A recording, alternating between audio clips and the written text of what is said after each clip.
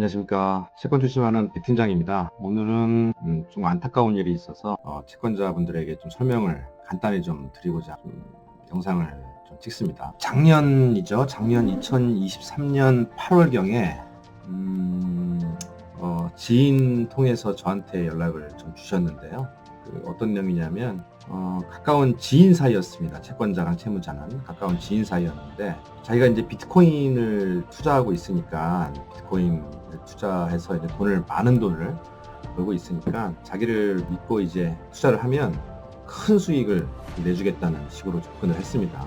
원래 친구 사이였으니까 뭐 그렇게 권유를 했겠죠. 그래서 6천만 원을 총 2회에 걸쳐서 3천만 원, 3천만 원 이렇게 6천만 원을 투자하면서 공정증서를 작성을 하게 됩니다. 이제 공정증서는 금전소비대차 계약 공정증서를 작성을 했고, 8월경에 돈이 갔으니까 공정증서상의 채무자는 3개월만 자기 믿고 투자하면 큰 수익을 주겠다 이렇게 얘기를 좀 했나 봐요. 근데 이제 변제기한은 2023년 12월 31일까지였어요. 3개월 쓴다고 했으니까. 변제기한이 2023년 12월 31일, 그리고 그때까지도 이제 변제가 안 된 거죠. 그래서 이제 친한 친구 사이긴 하지만 그 돈이 채권자 입장에서는 뭐 여윳돈이 아니고요. 이제 뭐 대출이나 이거 받아서 아마 친구가 부탁하고 뭐 하니까 아마 드렸나 봐요. 그래서 이제 2024년 1월경에 저한테 이제 연락이 와서 추심행위를 해야 되겠다 라고 해서 계약서 작성하고 접수를 했어요. 접수하고 이제 저희가 추심 진행을 하게 되면 접수한 이후에 한 일주일 정도면 채무자의 신용상태, 재산상태를 저희가 조사할 수 있습니다. 근데 이거 조사를 해보니까 그때 당시에 채무자는 신용평점은 그렇게 좋은 편은 아니었어요. 왜냐하면 뭐 OK저축은행이나 이런 제2금융권 대출, 또 카드론 대출을 좀 상당 부분 쓰고 있었고, 하지만 연체는 없었던 상황이었습니다. 근데 이제 인천 쪽에 조그마한 빌라가 2채가 발견이 됐어요. 그래서 이제 채권자한테 제가 이제 2024년 1월경에 조사를 마쳤겠죠. 조사 마친 이후에는 이제 제가 채권자한테 이런 내용을 설명을 해요. 대출, OK저축은행 대출 쓰고 있고, 카드로도 쓰고 있고, 또 부동산 2채가 가지고 있다. 그러면 가장 중요한 거는 채권을 보존해야 되거든요. 그러니까 채권 보존 조치를 하기 위해서 우리가 바로 강제 집행을 통해서 채권을 좀 보존해야 될 것 같다라고 제가 채권자에게 설명을 좀 드리게 된 겁니다. 설명을 하니까 채권자는 이렇게 얘기해요. 부동산도 있고, 뭐 카드론도 쓰고, 뭐 대출도 쓰고 있으니까 우선 좀 조금만 더 기다려 보시죠. 말로 좀 봐달라는 얘기겠죠.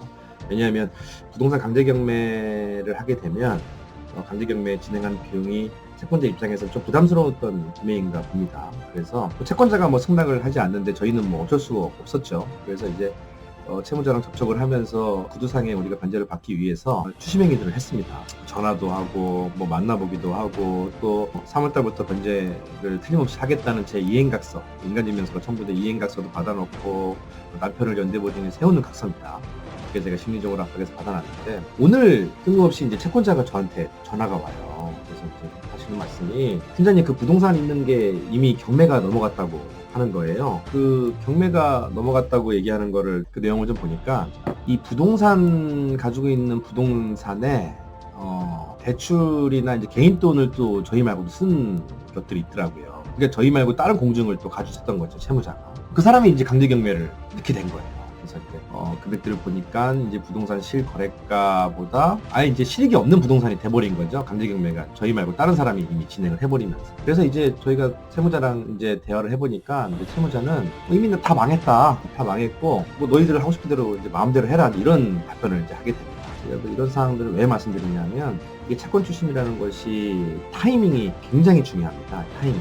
왜냐하면 채권자 채무자 관계가 오랜 친구 사이였기 때문에 좀 특수한 관계죠. 친구 사이였기 때문에 믿었으니까 돈을 빌려주고 투자를 했던 거고, 또 저희한테 추심을 의뢰를 했으면 또 담당자가 또 정해준 또 컨셉대로 또 진행을 해야 되는데, 추심 의뢰는 저한테 했지만 들에 대한 선택권이 채권자에 있다 보니까 저의 이제 이런 조언들을 또 채무자가 또 굳이 뭐 망가뜨리는 또 이런 집행이 아니냐, 또 돈이 들어가는 게 아니냐, 이런 부분들 때문에 진행할 법조치 타이밍을 놓쳐버린 거예요. 그래서 이제 결국은 채무자는 뭐 개인회생 파산을 하겠다라는 식의 언급을 하면서, 이제 뭐 채권 보존을 할 수 있는 부동산도 경매로 이제 날아가게 생겼고, 그러니까 그 작년 말부터 이제 올해 초죠. 1월, 2월 요때 타이밍에 강제 집행을 했었으면 저희가 채권 보존을 하면서 좀 압박을 할 수 있었는데 이제는 그 부동산도 날려버리게 되고 이미 연체가 이제 카드 연체는 이제 시작이 되고 있는 타이밍이었었고 그러다 보니까 채권자 입장에서는 그때 당시 제가 말씀드렸던 법 조치를 진행 안 함으로써 거의 채권이 이제 소멸되기 직전까지 온 겁니다. 그 이후에 제가 이제 이 이행각서 가지고 형사고소를 한다든가 여러 가지 우리가 해볼 수 있는 행위들은 많지만 채권 추심의 핵심은 빠르고 안전하게 돈을 받아야 되거든요. 그러니까 우리가 부동산이 있거나 변제할 수 있는 여러 개 있는 또 채권 보존할 수 있는 상황이면 지체 없이 우리가 집행을 해야 됩니다. 근데 이제 우리가 집행에 대한 타이밍을 늦추면서 채무자한테 오히려 시간을 주게 되었고 또 채무자는 또 다른 채권자한테 강제 집행을 당하게 됨으로써 저희가 이제 담당하고 있는 채권들이 거의 소멸되기 직전까지 와버린 거죠. 아시다시피 개인회생 파산이 진행하게 되면 추심회사에서 법적으로 추심을 할 수 있는 근거가 없습니다. 추심법상 추심을 못하게 되어 있기 때문에 지금에서야 채권자가 방법이 있습니까? 어떻게 해야 됩니까? 라고 말씀을 주셔도 우리가 2024년 1월 그때 제가 조사했을 때 집행을 하지 않았기 때문에 그때 상황하고 지금 상황하고는 급격하게 변했고요. 채무자는 친구 사이지만 지금은 이제 남보다 못한 사이가 되고 약간 사람 잃고 돈 잃고 이런 상황들이 꽤나 현장에서는 많이 발생합니다. 그래서 제가 좀 드리고 싶은 말씀은 추심을 의뢰하시는 거는 저한테 의뢰하시든 아니면 변호사한테 가시든 다른 신용정보한테 가시든 하시는 거 좋습니다. 근데 이제 진행한 이후에는 담당자와의 신뢰관계가 굉장히 중요하거든요. 왜냐하면 저희 같은 사람들은 추심을 회수했을 때 성공수수료가 발생을 하고요. 그 성공수수료가 발생했을 때 그게 저희 수익이거든요. 근데 이런 사항들은 저희도 그래서 이제 돈을 받으려고 노력을 하고 또 저 같은 경우에는 조사비, 선불, 착수금 이런 거를 전혀 안 받기 때문에 저는 어떻게 해서든지 이 채권을 회수해야지만 제가 먹고 살 수 있거든요. 그렇기 때문에 저는 채권자를 위한 추심을 하는 거고요. 또 반대로 얘기하면 그 저를 위한 추심입니다. 그래서 저희가 강제 집행하는 부분들 때문에 돈이 좀 집행할 돈이 부족하다던가 이런 경우면 다른 방법을 좀 찾아보면서 저희가 추심 행위를 해야 되는데 그 타이밍을 놓쳐버리니까 지금은 이제 할 수 있는 건 형사고소밖에 없는 거죠. 근데 이제 형사고소라는 부분들이 이렇게 들으셨겠지만 작년 기준으로 형사고소의 기소율, 그러니까 이 사람이 죄가 있다고 판단해서 경찰에 송치하는 이 기소하는 송치율이 10%가 채 안 됩니다. 통계적으로 나와 있고요. 이렇게 어려운 형사고소를 또 시작해야 되겠죠. 채권자도 자체적으로. 이런 부분들을 보면 그 타이밍이 맞게 강제 집행을 하지 아니하면 결국에 손해보는 거는 채권자가 손해본다는 얘기예요. 또 저희 대제포 보면 채권자에게 제가 충분히 얘기를 들었습니다. 저희가 조사를 하게 되면 어떤 데이터가 나옵니다. 신용조사를 하게 되면 신용조사 데이터, 또 부동산이 있으면 그 주소지가 어디 있고 권리 분석해서 저희가 좀 설명을 드리거든요. 근데 그럴 경우에는 이제 담당자는 제가 이걸 20%, 25% 계약했다고 한다 그러면 제가 그 채권에 25%, 20%의 지분이 있다고 생각하고 이게 제 돈이라고 생각하고 추심을 하거든요. 근데 이제 담당자의 신뢰에 문제가 있을 수도 있고 또 법조 진행하는 비용이 좀 부담될 수도 있고 여러 가지 사연들이 있겠지만 만약에 추심 의뢰를 하신다고 하면 담당자가 드리는 말씀을 신뢰가 중요하니까요. 믿고 좀 따라오셔야지만 가능하고 이런 타이밍이 놓치는 건들 또 이게 타이밍을 놓쳐서 회수가 안 되는 건들이 실제로 굉장히 많이 발생을 합니다. 저도 참 아쉬운 건이고 또 채권자가 오늘 전화가 와서 이런저런 얘기들을 하면서 제가 느꼈던 거는 결국에는 추심은 타이밍이고 채권이 발생했을 시점, 이 채권 같은 경우는 2024년 1월 1일 되겠죠. 채권이 발생했던 그 시점에 얼마나 신속하게 채권 보존을 했는지가 그 건이었던 거고요. 채권 보존을 안 하면서 또 채무자의 말을 무조건 믿고 기다려주면서 이제는 채권이 소멸될 위기에 처했던 이런 내용들입니다. 저는 그런 것 같습니다. 이제 우리가 대비라는 것이 중요하거든요. 우리가 이제 보험을 들더라도 저희가 보험을 드는 이유는 미래에 대한 대비 아닙니까? 그래서 이 추심이라는 것도 만약에 추심 회사에서 조사를 통해서 채무자에 대한 변제 여력을 확인했고 채무자가 변제 여력이 있다는 확신이 들었을 때는 지체 없이 법 조치를 진행해야 되는 것이 맞습니다. 채무자를 말로 설득하고 좀 기다려주자 이런 부분들이 결국에는 시간은 채무자 편이기 때문에 채무자가 원하는 방향대로 끌어갈 수밖에 없다. 채무자는 결국에는 불편해야 돈을 주는 거고요. 무조건 귀찮게 하고 찾아가고 법 조치하고 이런 채무자들 돈부터 주게 돼 있습니다.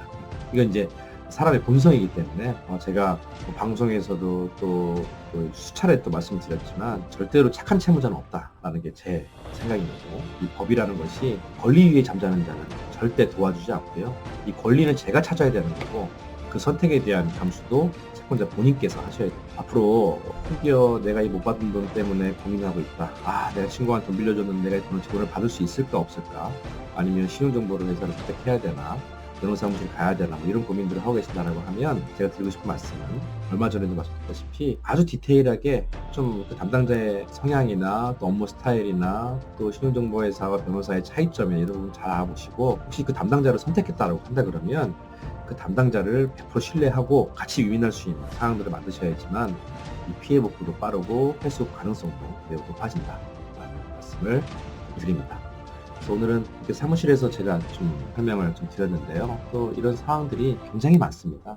그래서 제가 드디어 또 이런 뭐 사례들이나 또 오늘은 좀 안 좋은 사례들을 말씀드렸는데 또 좋은 사례들 있으면 설명을 드리기로 하고 다음 영상부터는 강제집행 굉장히 여러 개가 많거든요. 강제집행 마다 또 종류마다 저희가 어떤 걸 주의해야 되는지 또 채권자 입장에서 뭘 좀 고민해 봐야 되는지 설명을 한번 들어보도록 하겠습니다. 오늘 하루 남은 시간도 공부하고 되시고요. 추후에 기회 되면 또 영상으로 아니면 저희 사무실에서 차 한잔 하면서 뵙도록 하겠습니다. 감사합니다.